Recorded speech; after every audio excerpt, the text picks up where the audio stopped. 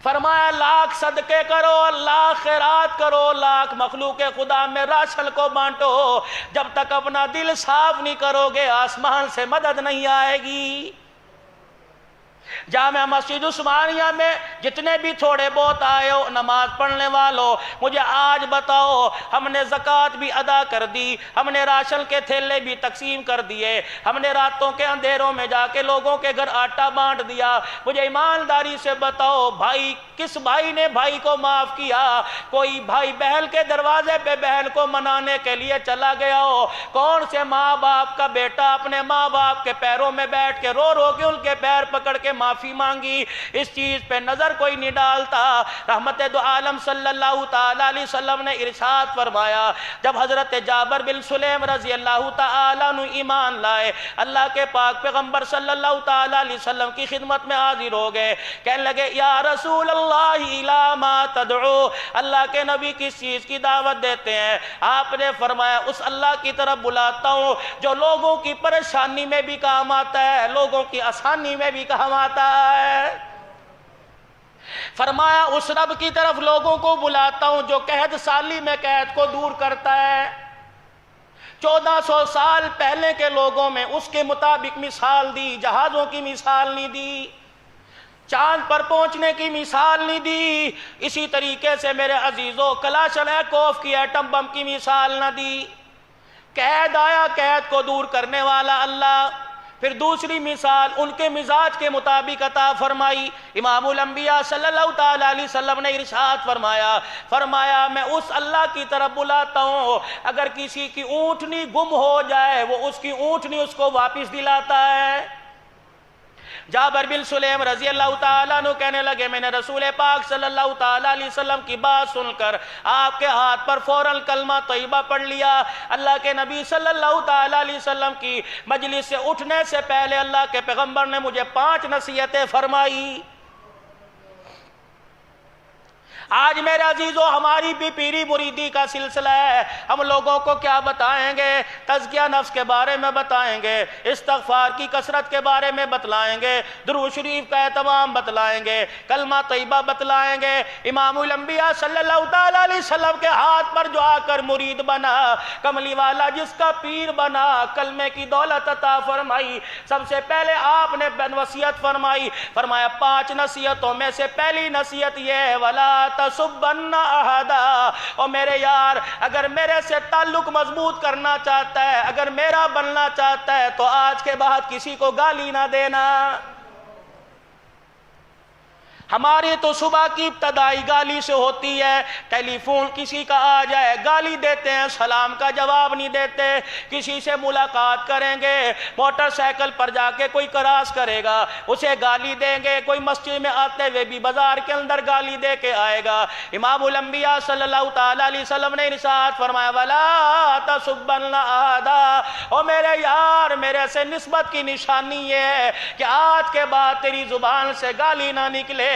جابر بن سلیم رضی اللہ تعالیٰ عنہ کہتے ہیں اللہ کی قسم انسان تو دور کی بات ہے، شاۃ ولا بعیر، اس کے بعد نہ میں نے کبھی کسی اونٹ کو گالی دی نہ میں نے کسی بکری کو گالی دی۔ یہاں تو موٹر سائیکل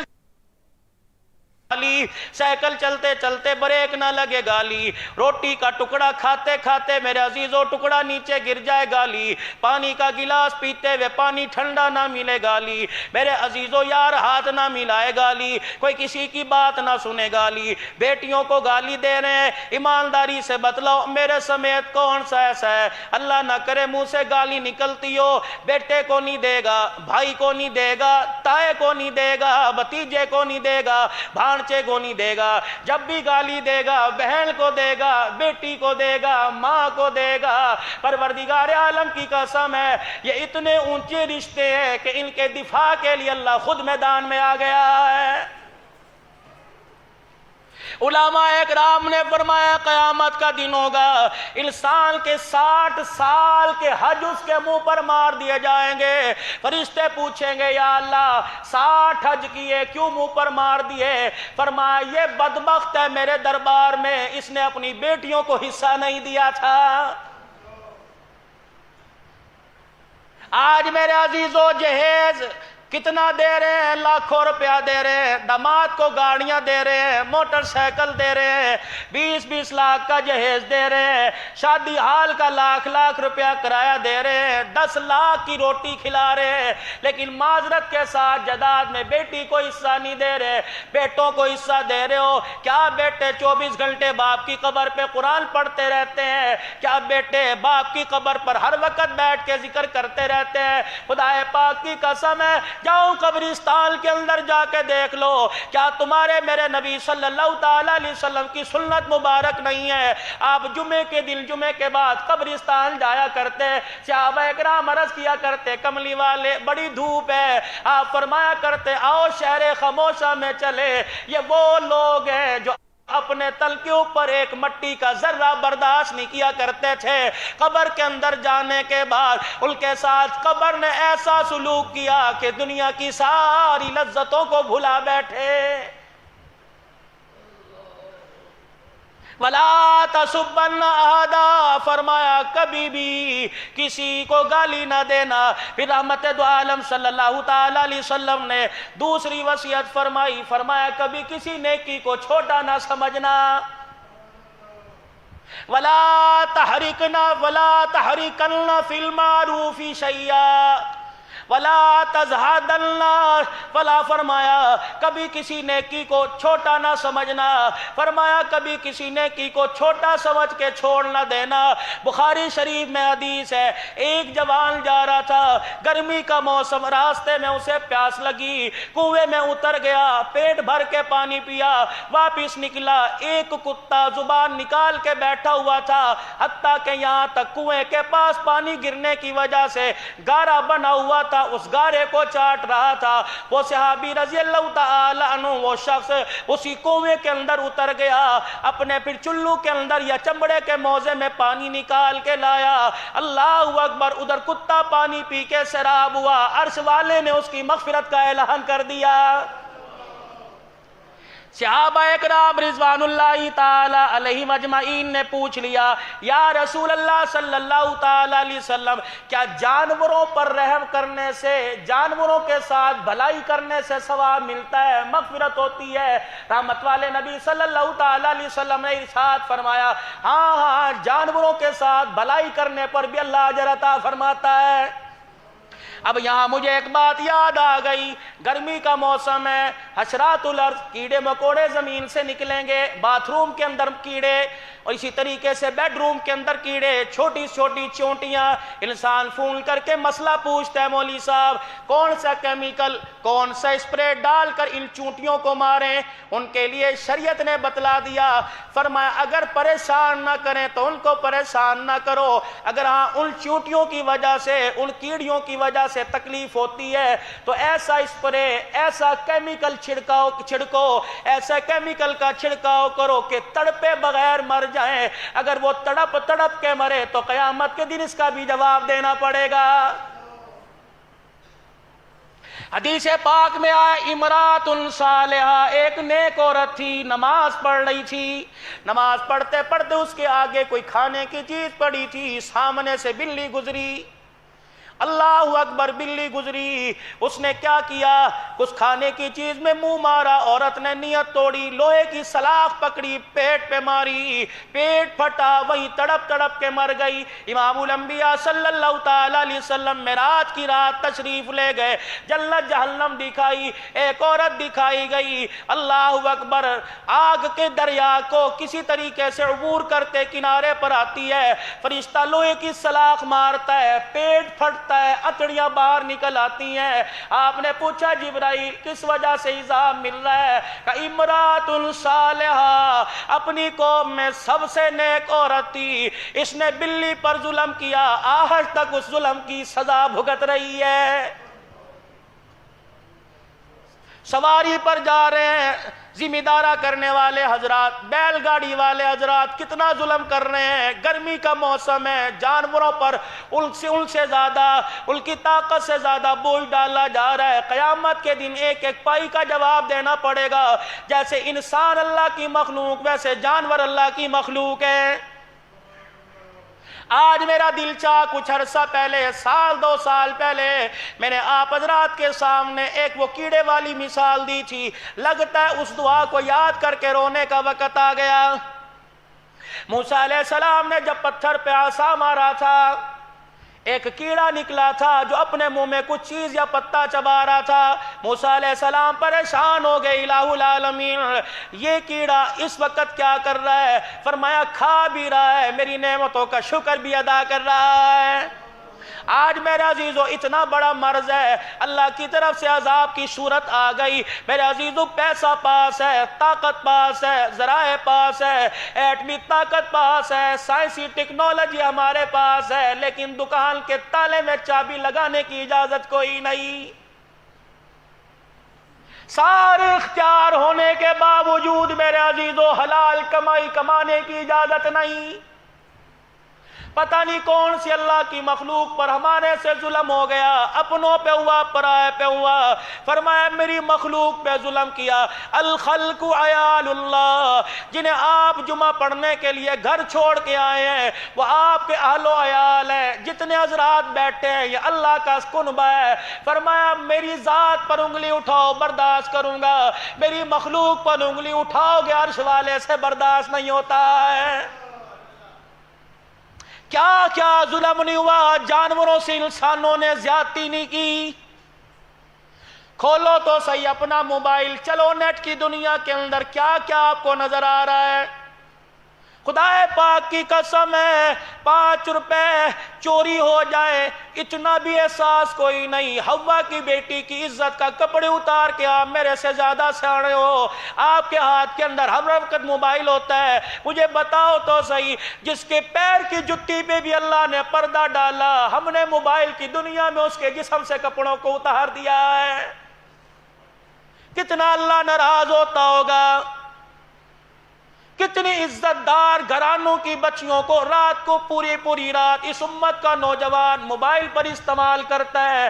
خدا پاک کے فرشتے کہتے ہوں گے یا اللہ ان کی جوانی تو سجدوں میں پڑھ کے رونے کی تھی، یا اللہ ان کی جوانی تو آزاری کی تھی، قرآن کی تلاوت کرنے کے لیے تھی، کیا کر رہا ہے؟ خدا پاک کی قسم ایسے اعمال ہو رہے ہیں شیطان بھی دور بھاگ رہا ہے۔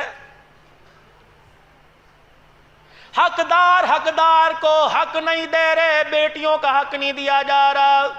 لواطلت کا عمل کتنا زیادہ ہو گیا، لڑکا لڑکے سے شادی کر رہا ہے، لڑکا لڑکے سے بدفعلی کر رہا ہے۔ حضرت عمر رضی اللہ تعالیٰ عنہ کے زمانے میں ایک نوجوان کو پکڑ کے لے کے آئے، امیر المومنین اس نے اپنے مالک کو قتل کر دیا۔